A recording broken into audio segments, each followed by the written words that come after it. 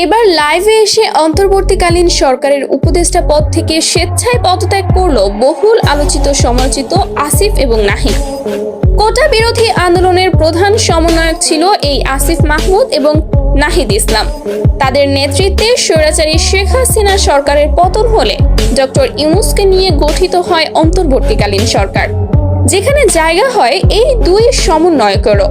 বাংলাদেশ সরকারের উপদেষ্টা হওয়ার পর সাধারণ শিক্ষার্থীদের ভালোবাসায় সিক্ত হলেও সর্বশেষ নানা অভিযোগের তীর ছুড়ে আসে তাদের দিকে।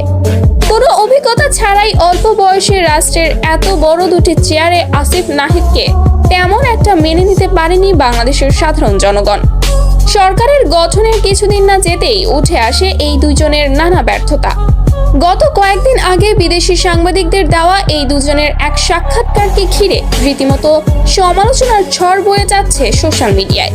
ইংরেজিতে করা বিদেশি সাংবাদিকদের প্রশ্নের উত্তর দিতে পারেনি এই দুজন, যে কারণে চরম লজ্জার মুখোমুখি হতে হয়েছে অন্তর্বর্তীকালীন সরকারকে। সাক্ষাৎকারের সেই ভিডিওটি সোশ্যাল মিডিয়ায় আসতেই প্রশ্ন উঠছে, যারা স্বাভাবিকভাবে ইংরেজি বুঝতে এবং বলতে পারে না তাদের দিয়ে কিভাবে সরকার পরিচালিত হবে। এছাড়াও সাধারণ মানুষ বলছে রাষ্ট্র পরিচালনা করার জন্য দরকার অভিজ্ঞ এবং মেধাবী মানুষ। আসিফ নাহিদের উচিত আরও রাজনৈতিক অভিজ্ঞতা নেওয়া এবং বহির্বিশ্বের সাথে যোগাযোগ রক্ষা করতে পারবে এমনভাবে নিজেদেরকে গড়ে তোলা। তাই সাধারণ মানুষের দাবি মেনে নিয়ে অবশেষে লাইভে এসে পদত্যাগের কথা বলল আসিফ নাহিদ। আসিফ নাহিদ জানায়, অভিজ্ঞতা ছাড়া রাষ্ট্রের এত বড় একটা দায়িত্ব নেওয়া উচিত হয়নি। অন্তর্বর্তীকালীন সরকারকে ছোট করার কোনো ইচ্ছাই আমাদের ছিল না।